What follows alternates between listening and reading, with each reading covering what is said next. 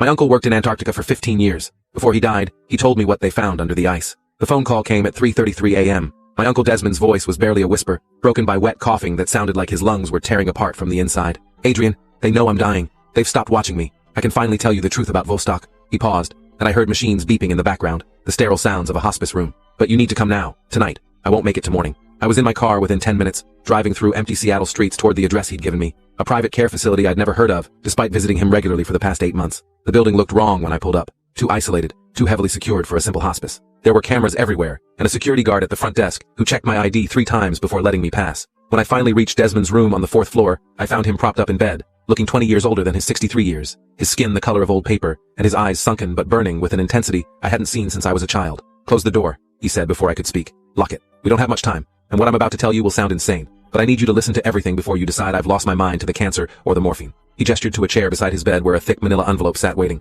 "That contains copies of everything I managed to save. Photographs, documents, seismic readings, transcripts of communications that were supposed to be destroyed. I've hidden the originals in 5 different locations. The coordinates are in the envelope, encrypted, but you're smart enough to figure out my system." I sat down slowly, picking up the envelope, feeling the weight of whatever knowledge it contained. "Uncle Des, what happened in Antarctica? You've never told me the real reason you came back." He smiled, but there was no humor in it, only a deep weariness mixed with something that looked like relief. "I came back because they made me leave, and I never went near ice again because I learned what's underneath it. What's been underneath it for longer than humans have existed." He reached for a cup of water with shaking hands, took a sip, and began speaking faster, urgently, like he was racing against time itself. "February 8th, 2009. That's when everything changed. We'd spent 14 years drilling through the East Antarctic ice sheet, working toward Lake Vostok, this massive body of water 3.7 kilometers beneath the surface, sealed off from the world for 15 million years. Everyone thought it might contain unique life forms, bacteria adapted to extreme conditions, maybe something that could tell us about the possibility of life on Europa or Enceladus. The entire international scientific community was watching our progress. 14 nations had contributed funding and personnel. This was supposed to be one of the greatest discoveries in human history.